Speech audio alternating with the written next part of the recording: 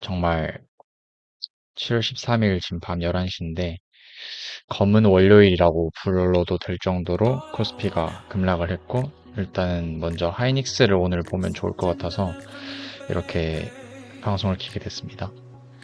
나중에 시간이 된다면 뒤에 삼성전자까지 같이 보도록 하겠습니다.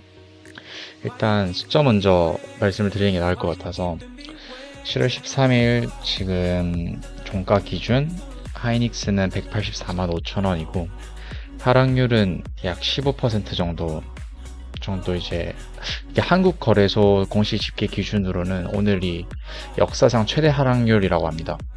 하루 만에 이제 시가총액 자체도 1조 달러 클럽에서 이탈했습니다. 그다음에 코스피 차트를 보면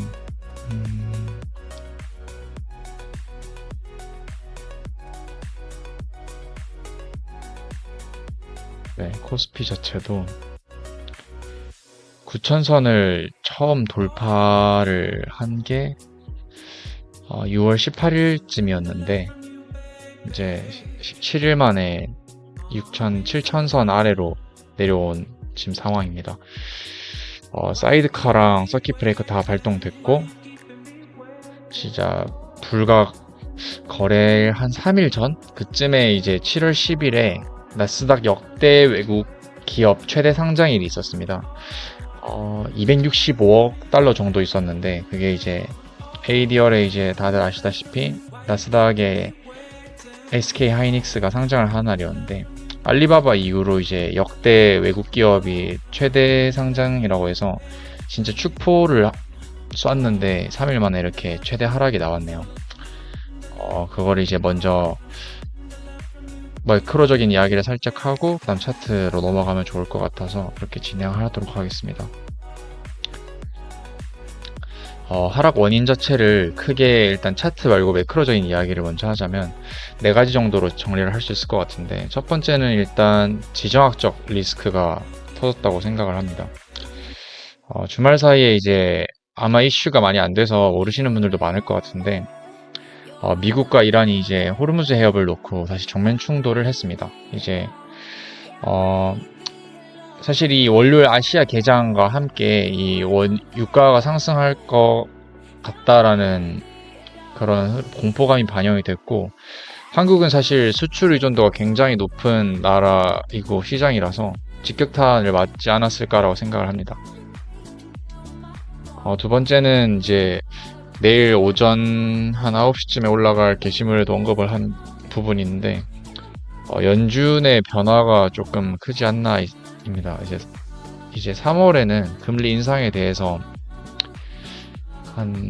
아무도 이제 투표를 안 했는데 지금은 이제 6월 FOMC는 연준 위원 18명 중에 9명이 금리 인상에 대해서 투표를 했습니다. 이렇게 10년물 국채금리가 3년 만에 최고치인 상황에서 금리 할인율이 좀 높아지면은 성장주 같은 경우에는 이제 밸류에이션이 좀 눌리는 부분이 있는데, 이건 약간 일시적 심리보다는 구조적인 좀 압력에 가깝지 않나? 라고 생각할 수 있습니다. 사실 인스타그램 거기도 언급을 했었는데 하이닉스보다는 마이크론 같은 성장주가 좀 더 영향을 많이 받긴 하는데, 그래서 국내에서는 아직 이 부분에 대해서는 그렇게 악재로 받아들이지 않는 것 같습니다.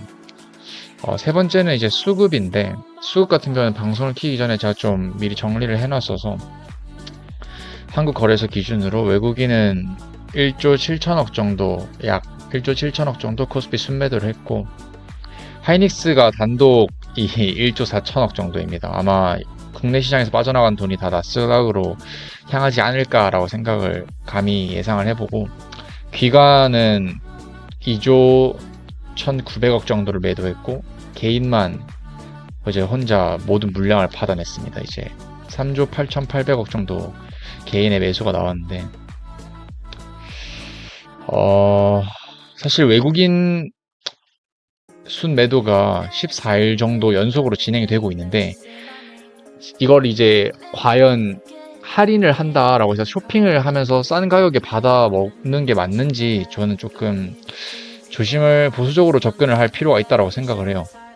이게 14일 연속으로 이렇게 순 매도가 나온 거면 사실 추세적인 이탈이 있었다라고 봐도 되는 부분이라서 개인이 혼자 이 동학개미 현상이라는 말이 있듯이 이 물량을 전부 다 받아냈는데 이게 정말 바닥 신호인지 아니면 무릎에서 사다가 발목이 되고 그게 지하실이 되는지는 좀 더 모니터링 하면서 지켜볼 필요가 있지 않나라고 생각을 합니다.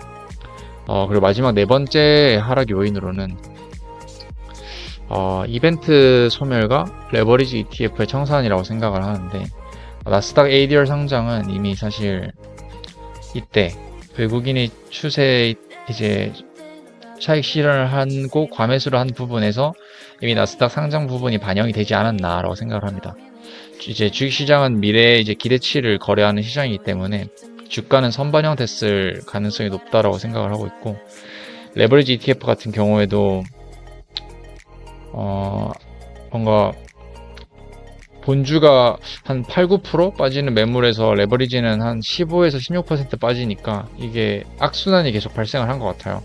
그리고 레버리지 ETF 규제 강화 가능성까지 오늘 거론이 된 걸로 알고 있는데 좀 더 이게 수급 불안을 증폭시키지 않았나? 라고 생각을 합니다.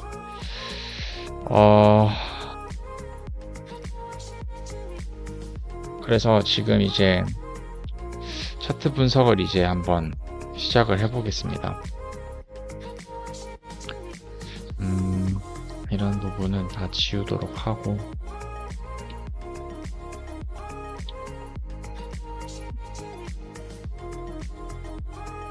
제가 7월 8일쯤에 이 헤드앤숄더 패턴이지 않을까 라고 생각을 해서 그려놓고 기다리고 있었는데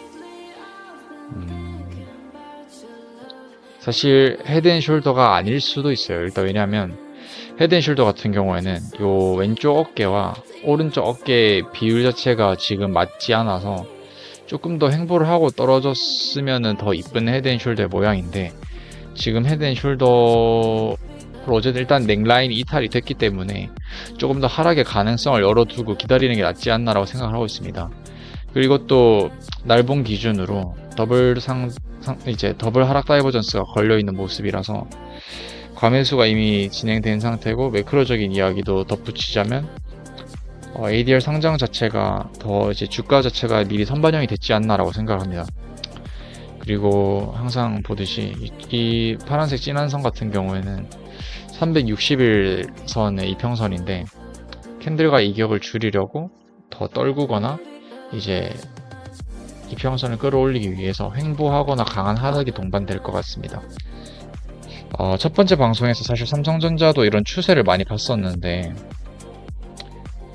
그때 삼성전자 같은 경우에는 이제 이후에 제가 차트를 또 보겠지만 이런 하단부의 추세를 돌파를 하면은 정말 패닉셀이 나올 것 같다라고 말씀을 드렸었는데 지금도 이제 넥라인 기준으로 30% 정도 30% 정도가 최종적으로 오늘 빠진 만큼 빠지면은 매수를 해볼 만한 자리이지 않을까라고 생각을 하는데 이 자리는 아마 주지 않고 올라갈 가능성이 크고 왜냐면 펀더멘털적으로 흔들린 부분이 없기 때문에 그렇게 생각을 하고 있고 이제 만약에 추세선이 깨진다면 진짜 100만원 초반대까지는 생각을 하고 계셔야 될 것 같습니다.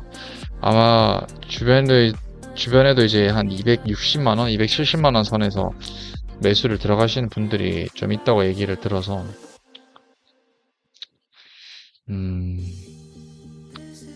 보유 현금이 있다면은 하락을 기다려서 조정을 받을 때 매수를 해보는 게 나쁘지 않을까라고 생각을 합니다. 그리고 두 번째 방송에서 제가 말씀을 드렸었던 삼성전자는 여기 추세의 하단부를 좀 신경 써서 모니터링 하자라고 말씀을 드렸었는데 네, 이탈을 지금 한 모습입니다.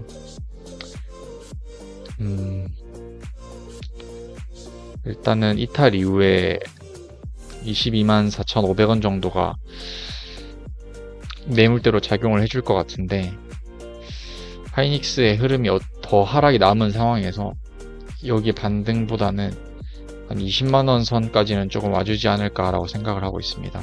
20만원 선까지가 와주면은 매수를 해볼 계획입니다. 사실 지금 자체는 분석이 맞았다 틀렸다 보다도 뭔가 펀더멘탈적으로 흔들림이 없는 기업에 대해서 조금 더 매크로적인 이야기를 하면서 말씀을 드리는 게 맞다 생각을 해서 처음 이제 방송을 시작할 때 매크로적인 이야기를 드렸고, 좀 더 깊게 다룬 거는 인스타그램을 참고해 주시면 좋을 것 같아서, 네, 차트 분석은 네, 이렇게 마치도록 하겠습니다.